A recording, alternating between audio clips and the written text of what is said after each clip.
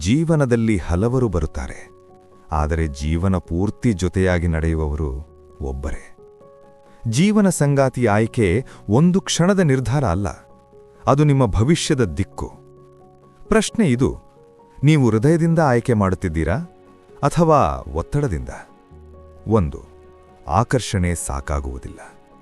ಮೊದಲಿಗೆ ನಮಗೆ ಕಾಣುವುದು ಮುಖ, ಮಾತು, ವರ್ತನೆ, ಆದರೆ ಜೀವನ ಸಾಗುವುದು ಸ್ವಭಾವದಿಂದ. ಸೌಂದರ್ಯ ಕಾಲದ ಜೊತೆ ಬದಲಾಗುತ್ತದೆ, ಆದರೆ ಸ್ವಭಾವ ಜೀವನ ಪೂರ್ತಿ ಜೊತೆಗಿರುತ್ತದೆ. ಆದ್ದರಿಂದ ಪ್ರಶ್ನೆ ಕೇಳಿ: ಈ ವ್ಯಕ್ತಿಯ ಜೊತೆ ನಾನು ಶಾಂತಿಯಿಂದ ಬದುಕಬಹುದೇ? 2. ಗೌರವ ಮತ್ತು ನಂಬಿಕೆ ಮುಖ್ಯ. ಪ್ರೀತಿ ಇದ್ದರೆ ಸಾಕು ಎಂದು ಹಲವರು ಭಾವಿಸುತ್ತಾರೆ, ಆದರೆ ಗೌರವ ಇಲ್ಲದ ಪ್ರೀತಿ ದೀರ್ಘಕಾಲ ಉಳಿಯದು. ನಿನ್ನ ಮಾತಿಗೆ ಬೆಲೆ ಕೊಡುತ್ತಾನೆ, ನಿನ್ನ ಕನಸುಗಳಿಗೆ ಬೆಂಬಲ ನೀಡುತ್ತಾನೆಯೇ, ನಿನ್ನ ಅಭಿಪ್ರಾಯವನ್ನು ಕೇಳುತ್ತಾನೆಯೇ?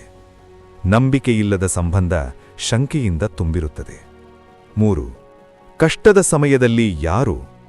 ಸಂತೋಷದ ದಿನಗಳಲ್ಲಿ ಎಲ್ಲರೂ ಜೊತೆಗಿರುತ್ತಾರೆ, ಆದರೆ ಕಷ್ಟದ ಸಮಯದಲ್ಲಿ ಜೊತೆ ನಿಲ್ಲುವವನೇ ನಿಜವಾದ ಸಂಗಾತಿ.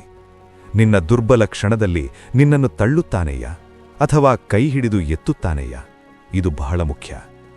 4. ಮೌಲ್ಯಗಳು ಮತ್ತು ಗುರಿಗಳು ಹೊಂದಿಕೆಯಾಗುತ್ತವೆಯೇ? ಜೀವನದಲ್ಲಿ ಗುರಿಗಳು ಬೇರೆ ಬೇರೆ ಇದ್ದರೆ ಒಂದು ದಿನ ದಾರಿ ವಿಭಜನೆಯಾಗುತ್ತದೆ. ಕುಟುಂಬದ ಬಗ್ಗೆ ಅವರ ಆಲೋಚನೆ ಏನು? ಹಣದ ಬಗ್ಗೆ ದೃಷ್ಟಿಕೋನ ಏನು? ಜೀವನದಲ್ಲಿ ಸಾಧಿಸಬೇಕೆಂಬ ಉದ್ದೇಶ ಏನು? ಇವು ಸ್ಪಷ್ಟವಾಗಿರಬೇಕು. 5.